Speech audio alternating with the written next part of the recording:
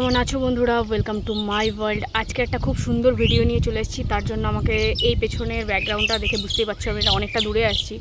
মানে বেসিক্যালি আমি একটা ব্যাকগ্রাউন্ড খোঁজার জন্য বেরোইছিলাম যে একটা ভালো জায়গা কোথায় পাবো, তো সেটা করতে করতে চলে আসলাম অনেকটা দূর।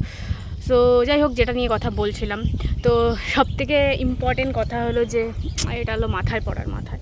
যাই হোক, ইম্পর্টেন্ট কথা হলো যেটা হলো যে আমরা সোশ্যাল মিডিয়াতে, ফেসবুকে, ইনস্টাগ্রামে, ইউটিউবে এই বদ্দোবদ্দি তা কি আচ্ছি লাগি বদ্দোবদ্দি এই গানটা, যাই হোক আমি করতে পারি না, আমি গান করতে পারি না ভালো।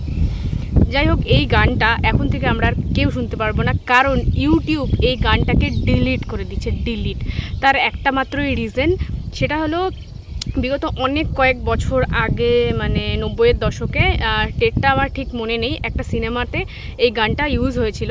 আমি দিয়ে দিচ্ছি, দেখে নাও। তো যেই টপিকটা নিয়ে কথা বলছিলাম সেটা আমাকে থেকেই বন্ধ করতে হয়েছে। তার একটা রিজন আছে, যে আমি যেই লোকেশনে ছিলাম সেখানে হঠাৎ করে একটু ঝামেলা হয়ে যায়, তার জন্য আমি সেখান থেকে চলে আসি।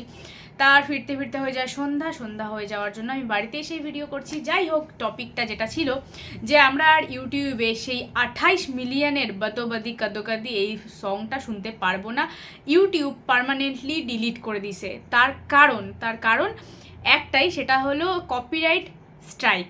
কোনো চ্যানেলে যদি কপিরাইট স্ট্রাইক চলে আসে এবং ইউটিউব বাধ্য করে সেই ভিডিওটা নিজে থেকেই ডিলিট করে দেওয়ার, সেটা কমিউনিটি গাইডলাইন্সের আন্ডারে পড়ে এবং তার ফলে ভিডিওটা ডিলিট হয়ে গেছে।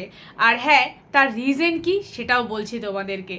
রিজনটা হলো 1973-তে একটা সিনেমা এসেছিল, সেটা হলো নূরজাহাঁ। সেই সিনেমার একটা গান ছিল এই বদ্দোবদ্দি কদ্দোকাদি। সেই গানটা একদমই আলাদা ছিল, কিন্তু এখন যে নতুন ভার্সনে, মানে 2024-এর যে সংটা এসছে, সেটা করেছিল হলো চাহাত ফাতে আলী খা। তিনি এটাকে নতুন করে নিজের নাম দিয়ে চালানোর চেষ্টা করছে, যেটা ইউটিউব ধরে নিয়েছে তার অ্যানালিটিক্স, কারণ এআই দিয়ে যেহেতু সমস্ত কাজটা হয়, যার জন্যে সেটা আপনা আপ ডিলিট হয়ে গেছে, আর তার ফলে আমরা আর এই ভিডিওটা দেখতে পারবো না।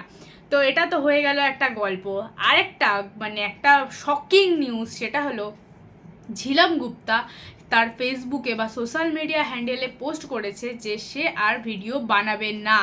তো ঝিলাম গুপ্তা কেন ভিডিও বানাবে না, তার একটাই কথা, সেটা হলো তার যে সোশ্যাল মিডিয়া হ্যান্ডেলে যে মানে ভিডিও পোস্ট হতো, সেখানে রিচ খুবই কমে যায়, আর সেই কারণ হেতু তার ভিডিও করার যে মানে উৎসাহ, সেটা তিনি হারিয়ে ফেলে। আর অনেক মানে মিষ্টি তার কথা রয়েছে, যার মধ্যে রয়েছে যেমন চুলচেরা বিশ্লেষণের কথা, যেটা আমরা হয়তো বা মিস করবো যদি ভিডিও না বানায়। আর আমি চাই ভিডিও বানাক, ভিউজ কম বেশি হবেই, যেমন আমার ভিউজ আসেই না, কী হয়েছে, বানাতে থাকো, এটা আমার মজা।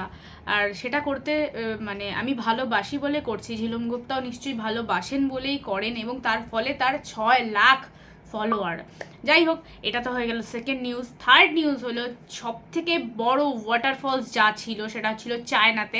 কিন্তু চায়নাতে সেই ওয়াটারফলসটা, যেমন চায়নাতে সব কিছুই নকলি, সেই রকম যখন ওয়াটারফলসটা দেখার জন্য বাহুবলীতে যেমন একটা পাহাড় চড়ে গেছিলো, ওই লোকটার নাম ভুলে গেছি, বাহুবলী যে হিরো ছিল সে, তো এরকম একটা মানে পর্যটক ওরকম পাহাড় চড়ে ওপরে গিয়ে দেখে যে একটা পাইপ থেকে জল আসছে। মানে পৃথিবীর সব থেকে বড় ওয়াটারফলসটা হলো ফেক। চায়নার জিনিস সব ফেক, আর সেই জিনিসটাও ফেক।